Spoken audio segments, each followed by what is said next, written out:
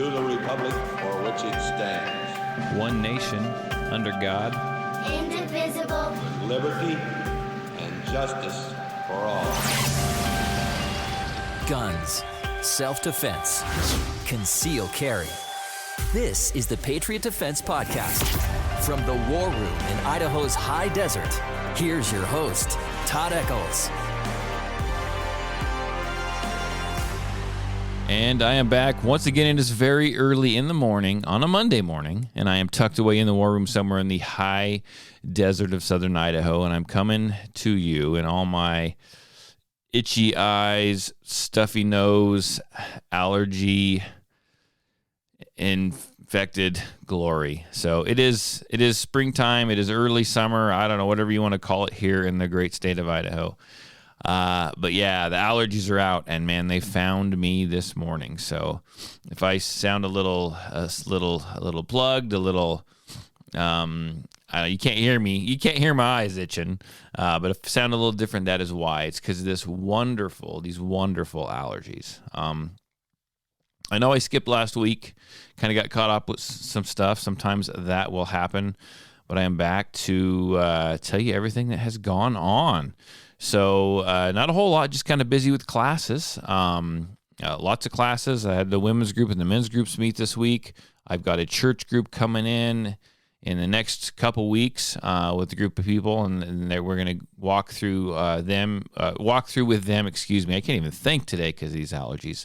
I'm on too much Sudafed, possibly. We're going to walk through them how to draw and shoot safely, go over the fundamentals.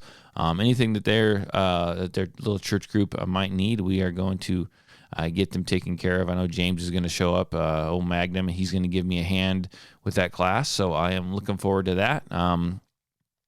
I had a very interesting class. I won't say interesting, but a little different from what I normally do. It was a basic beginners class, but I had a gal reach out to me a while back and through text message, and you'll find out why. Well, a lot of people text me, but you'll find out why here in just a minute. But she actually texted me and she says, "Hey, I'm deaf. I can't hear anything, and I want to learn how to use a firearm." So she stated that her husband would come and take the class with her, and he would act as an interpreter. So she wanted to set up a private beginners type class, and so they showed up and did that, and it went great. And it's very interesting. It was it just kind of from looking from the outside in, right? I mean, I was like, well, I can do this, right? Well, it made me change some strategies as an instructor. Right? I had to talk a little slower. I couldn't just assume people. I couldn't just assume that she knew what I was saying, that she understood exactly what I was saying, because it had to go through a filter. It had to go from me to her husband, and he had to use sign language and get it across to her.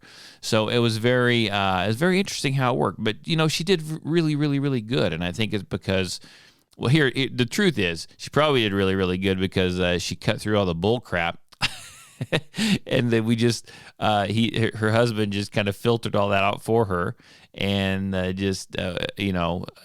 through sign language, gave her all the keys and the exact information that she needed. But she shot really well. And another thing, though, is I've never seen, and she did great. I've never seen someone, obviously when we go out and shoot, I've never seen someone so affected by the percussion, right, or the felt percussion of a gun when it fires. And she didn't necessarily bother her when she was shooting her gun, but when her husband was shooting, and she's kind of standing back behind him a little bit, but kind of off to the side, and he was shooting just a 9mm, just a little. Actually, I think it was a 380. I think it was the easy 380.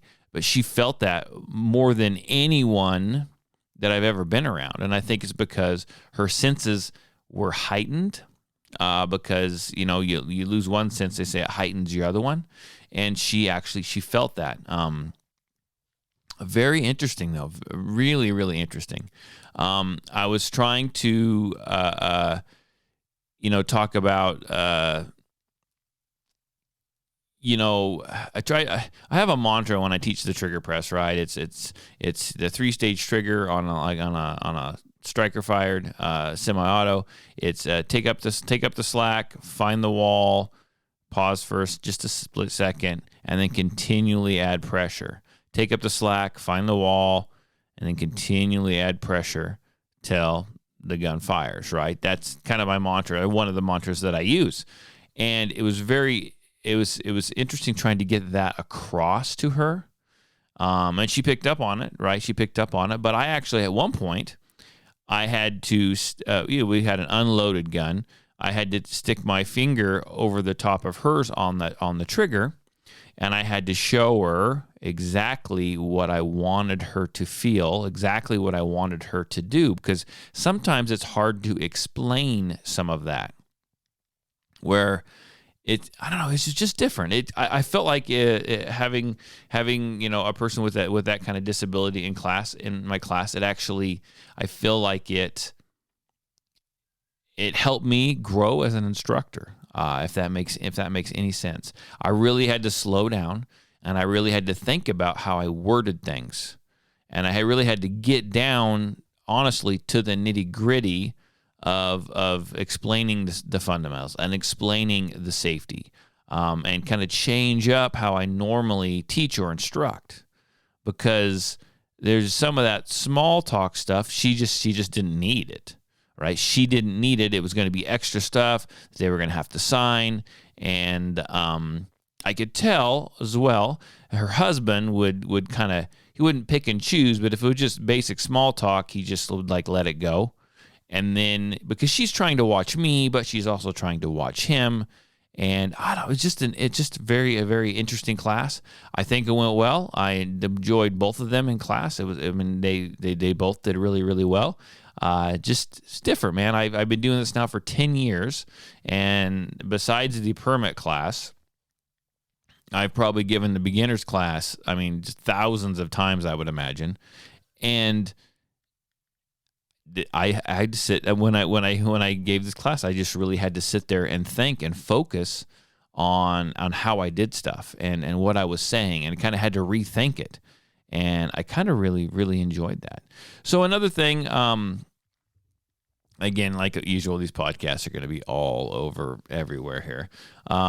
Just kind of random thoughts with Todd, but I normally like to do a bunch of audio clips, and I do have some, but there was a new story that come across, not a news story, but a story on Coleon Noir put out a YouTube video on his channel. And I was gonna play it for you guys, but man, it's a long video. It's like about a 40-minute video, and I didn't want to just copy and paste type of thing. But over the years, over probably every couple podcasts, what do I talk about? Carrying with a round in the chamber. You need to carry with a round in the chamber, and you can do so with the correct holster. You can do so with the correct gun.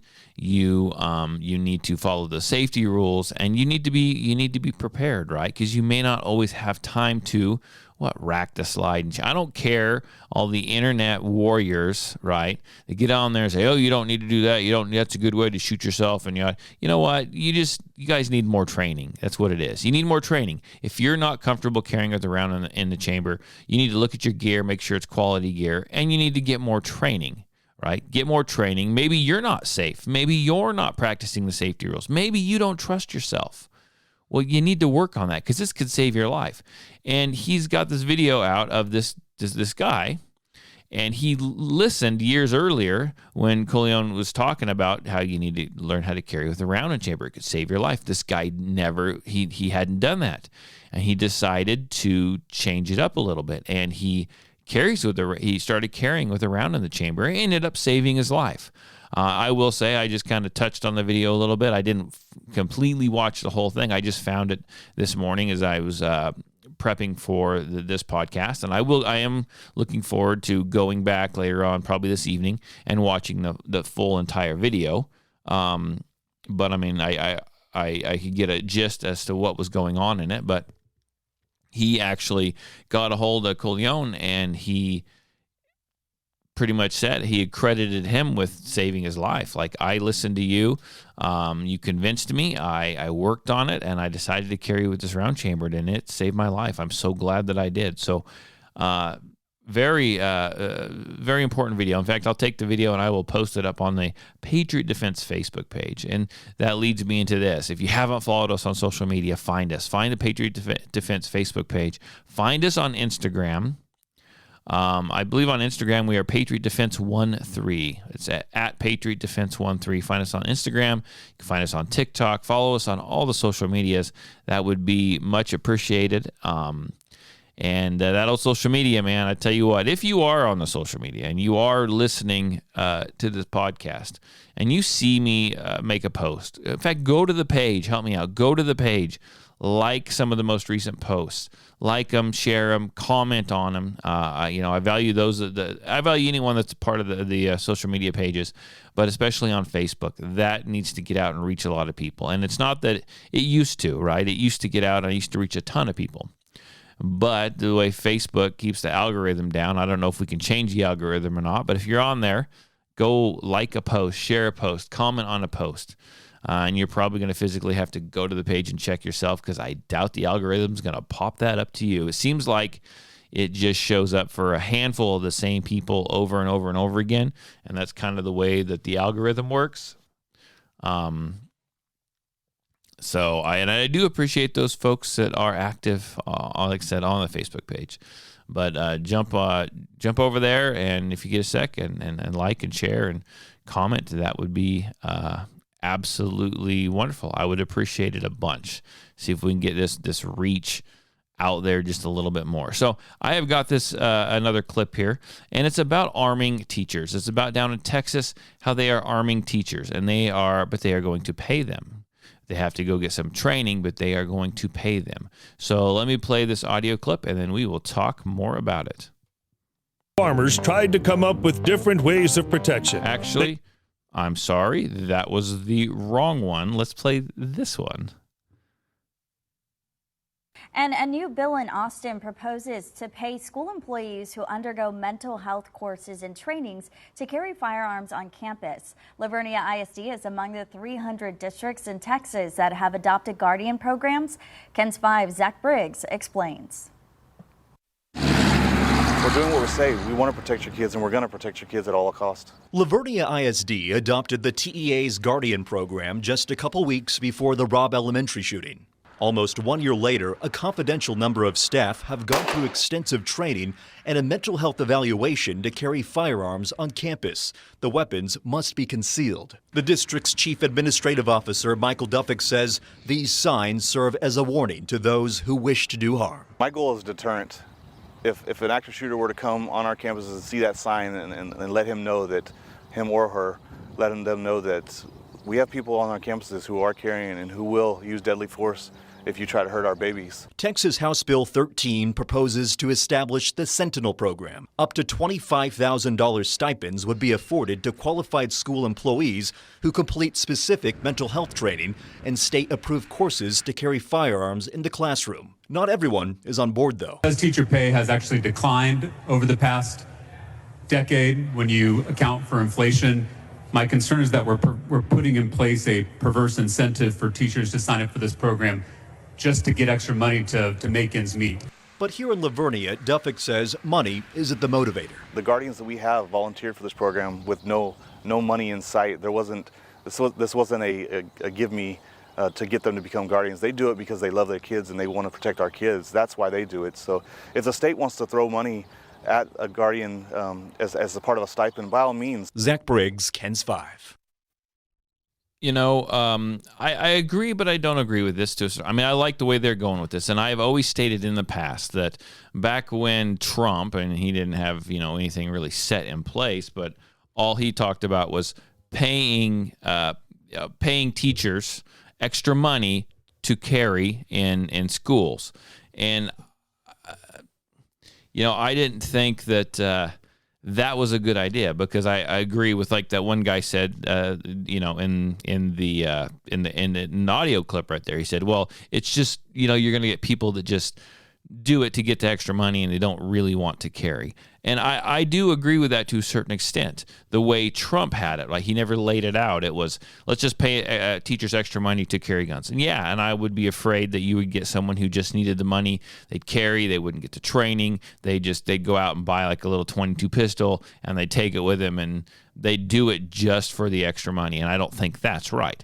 But this program, from the sounds of it, without reading more into it, from the sounds of it, it would require, it would give you that teacher, that stipend, but they would also have to use that stipend and they would have to go out and get certain training, certain state required training, certain training, safety training, that kind of stuff. And now that is something I can get behind. Honestly, that is something I can get behind, because what that is going to do is that is going to take people, teachers, that actually want to protect the kids, that are wanting to be responsible, to go and do this. But they're going to not just get the money, they're going to have to take time out of their own schedules and their own lives, and they're going to have to go and get this required training. And that's education for them, right, on how to do it safely, how to do it correctly, how to be, proficient. I mean, I've yet to see what the training is, and I would love to see that. But it's going to put some purpose behind it, not just because I'm going to get more money, right? I think that this is the way it needs to be if teachers want to carry. I think it needs to be set up like this.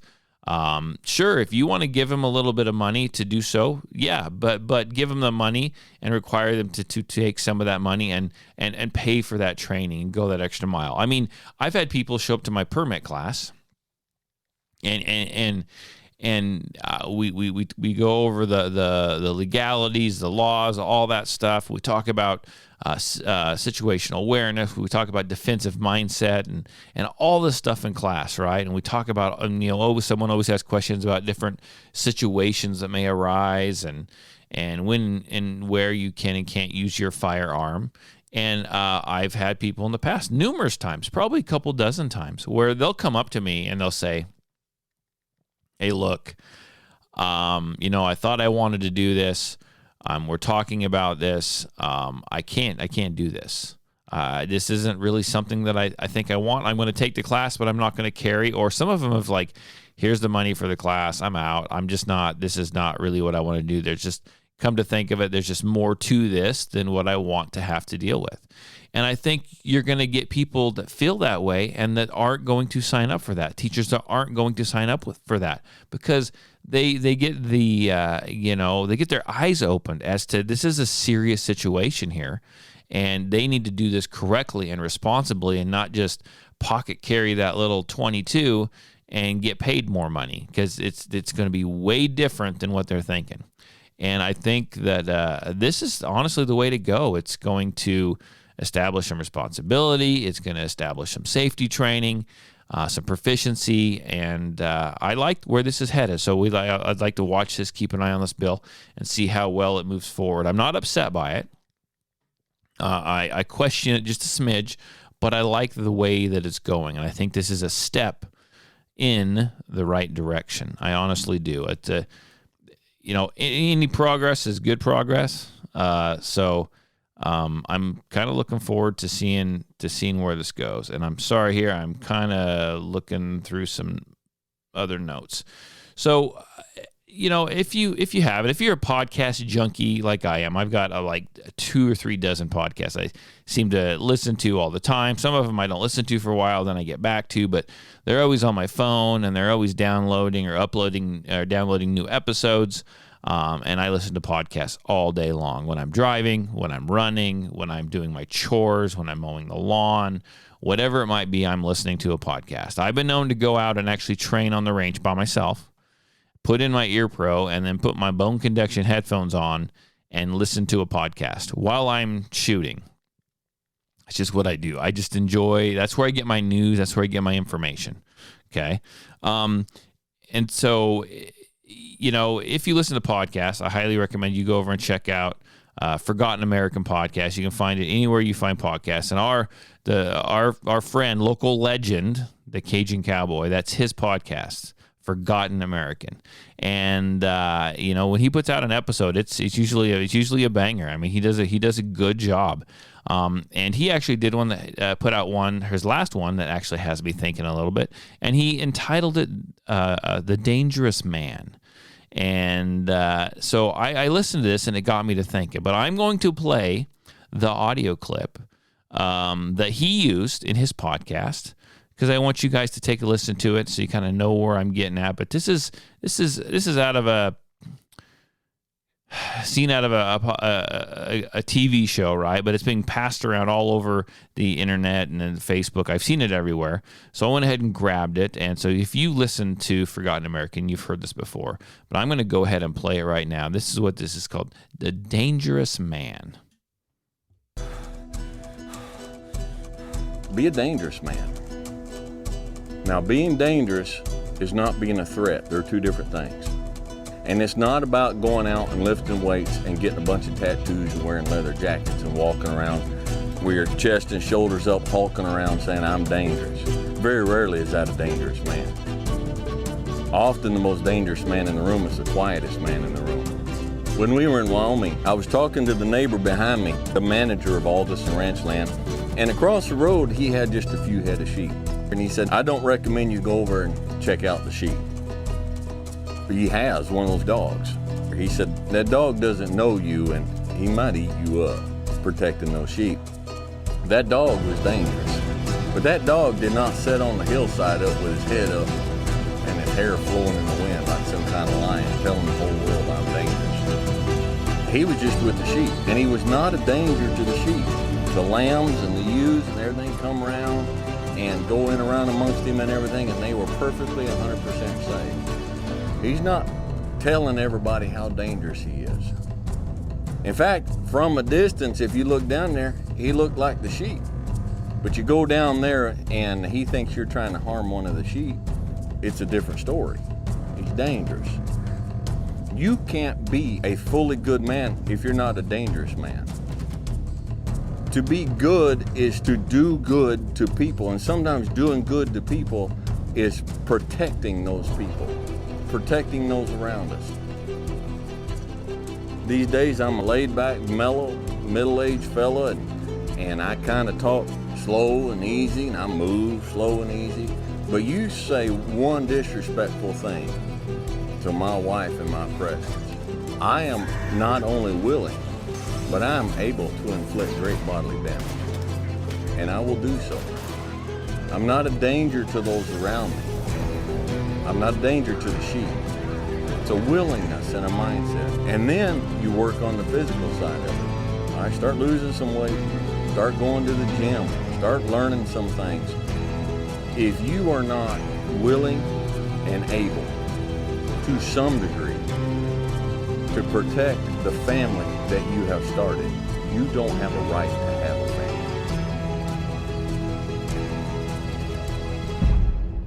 So there you go, The Dangerous Man. Now, I look at this and I don't like it. I honestly, I don't like it. I mean, he touches on a few good points there, but just like everything in this, most everything, right, in this genre of thinking, in the firearms world, in the defensive mindset, that kind of stuff. The dangerous man. Let's be a dangerous man. So what do you think of when you think of a dangerous man? You think of someone. You think of someone who's lifting weights. You think of someone who's big and is tough, and you think of all this, right? That's what you think of. You picture some big tough guy as a dangerous man. I'm here to tell you that doesn't necessarily make up a dangerous man. Not all the time, but a lot of times that makes up a very stupid man, right? The line in that clip I just played of, I'm a good guy, I'm a nice guy until you say something disrespectful to my wife, and then I'm gonna kill you. I'm gonna kick your ass. I'm gonna do that. I'm gonna come unglued. Well, I'll tell you what. No one should be disrespecting each other. I get that, but you know what? Being a dangerous man in my mind doesn't mean that you got to go directly to violence. And I know this is just kind of a clip that just kind of just blowing up, right? It's supposed to be like a dramatic effect and everything because it's connected to the TV series Yellowstone. But everyone's putting it out there, and everyone they see what we do on the television shows and the movies, and then they try to emulate that. Well, being a dangerous man is knowing, okay, So being a dangerous man, and here we go. We're gonna talk about the old Kenny Rogers song, "The Gambler." You got to know when to hold them. You got to know when to fold them. That. There you go. That is a dangerous man. You need to be able to be restrained enough that the first thing that you go to isn't always going to be death and destruction and violence. Okay. That's what I teach. Just because you are able to do so, you need to have the discipline not to. Right? Just because you are brought up in a knowing how to fight, whether it be Brazilian jiu-jitsu, some kind of martial arts, or just because you have a gun, doesn't mean you always need to go straight to the gun. You need to be disciplined enough to know when to use it and know when to not use it. That is not always the answer, right? You need to know that however you're going to fight, or if you're going to use the firearm, that it could end up you taking a life. And that doesn't mean, someone making a comment doesn't mean that you don't like, that you disagree with. Doesn't mean they deserve you taking their life. Okay? And we need to pay attention to that, because I think the TV shows, the media, the movies, everyone glorifies that. And when the gun grabbers look at this, that's what they want. They want to set you off. They want you to go off half-cocked, because they want you to emulate those things that you see in the movies, so that they can come and say, you are not responsible enough. Being a dangerous man is more than just that. To be a dangerous man, and I found this article that talked about it. I saw it years ago, and I was able to find it. You need to develop self-confidence. You need to develop assertiveness. You need to know what you want. You need to be an efficient communicator. You need to educate yourself. So in a sense, what you need to do is you need to be a well-rounded individual. And don't necessarily hide behind the gun. Don't necessarily hide behind your ability to fight and just use it and break it out every chance that you get. Do you want to go out and train? Yeah, great. Go out and train. Go out and learn your craft, whether it be firearms, whether it be some kind of martial arts, some kind of fighting discipline. Go out and master that and be in good health and be in good shape. That's going to help you be a dangerous man. But knowing when to use it and when not to use it, that's where it comes in. Now, there's this thing that floats around the firearms world that I absolutely cannot stand. It's the whole sheepdogs and wolves thing. I'll be honest with you. When I first got into firearms many, many, many years ago, probably one of the first stories I heard was the sheepdogs and wolves story. Right? You have the sheep, you have the sheepdogs that protect the sheep, and then you have the wolves that want to do harm to the sheep, right? And a lot of times in the firearms culture, we like to say that if you got a firearm, you're the sheepdog, right? You're the sheepdog. And a lot of these people like to still to this day qualify themselves as, I am a sheepdog, and when I hear gunfire, I'm going to run toward it because that's the way I'm wired. I guess some people probably are wired that way, but let's back off a little bit. If you were in a mall filled full of a bunch of people, right, and you heard gunshots, what's your go-to? Some people are going to say, I'd run toward the shooter. And some other people would say, I'm going to help get people out of that mall. Who's really being a sheepdog at that point?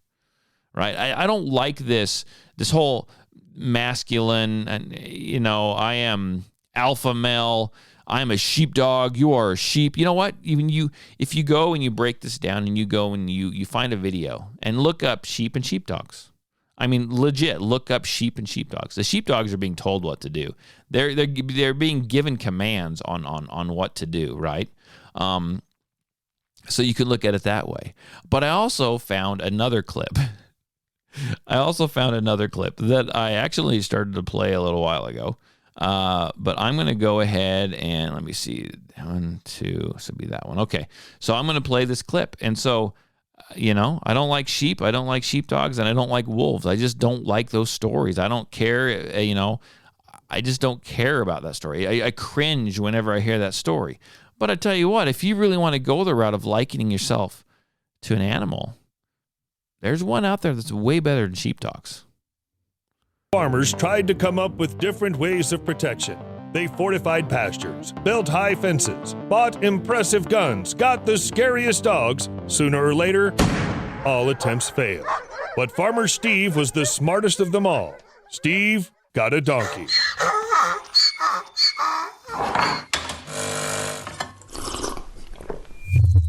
$9 million. This is how much the Texas farmers lost in 1988 due to predators. After the losses were calculated, donkeys came into play. Back then, in order to save the livestock, they were used alongside traps, sirens, propane cannons, and lights, all the devices people got thanks to technological progress. But the most common donkeys proved to be much better. A year later, the Texas ranch was guarded by 1,800 donkeys. But how could this have happened? I mean, we're talking about donkeys. They're stubborn, not very smart, and aren't like herding dogs at all. You have to admit, it's hard to confuse the two.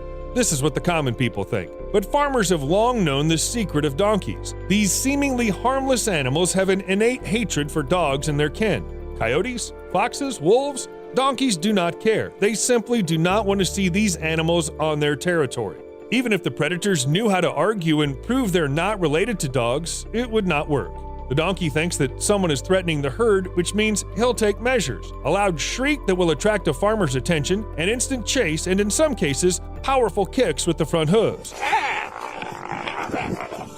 Donkeys only seem harmless, but do not even try to trespass on their territory or mess with the herd they protect. Getting a hoof from a donkey is as ridiculous and embarrassing as it gets. Imagine if the predators were telling each other how their hunt was. I caught a deer today. I caught a hare. And I was attacked by a guard donkey. And I was attacked by a guard donkey. So there you go. I hate those stories. I hate the sheepdogs and the wolf story. And I hate it that when people think of a dangerous man and they think of someone who is immediately just going to tear someone apart, eliminate them, beat them up, shoot them with their gun, whatever it is, over a little comment. Let's be better than that, okay? A dangerous man is a well-rounded individual, one that, like Kenny Rogers said, is going to know when to hold him, know when to fold him, man. That's the way it is. That's the way it goes right there. And, let's look at this. When the sheepdogs fell, guess what? Guess what stepped in? Just like the audio clip I said. Jackass. A jackass. The jackasses stepped in, and they took care of business. Are you a sheep? Are you a sheepdog? Are you a wolf? Are you a jackass? Or are you a well-rounded individual, which can make up the dangerous man, if done right? So there you go. That's all I got for you today. I appreciate you guys joining me. Sorry I missed last week. Kind of have a little fun with this, but those are actually my feelings on those topics. You agree, you disagree, it doesn't matter to me. That's the fun part about doing this is it's my show and my opinions, and everyone has a right. If you know me at all, if you've been listening for a while, everyone has the right to their opinions, and that is what it is. I'm not saying what I come across this microphone and put out there is completely 100% right. It may not be. That's right. We have our opinions. This is the way I see it, and I guess that's why you tune in, to hear the way I see it. And there you go. You got my thoughts. You got my feelings on it. Thank you for all your support. Share this on social media. I would appreciate that. If you got a story, you got a comment, you got a question, you got anything, even if you're not local, I don't care if you're across the country. I don't care if you're outside this country. You can call me. You can text me, area code 620-794-6223. It's area code 620-794-6223. And, maybe whatever we talk about. I'm really responsive on the phone, on the text especially. Whatever we talk about, I may just share on the podcast, give you a shout out. Until then, I will see you guys next week. Everyone take care. Remember, find us on the social medias. Talk to you later. Bye.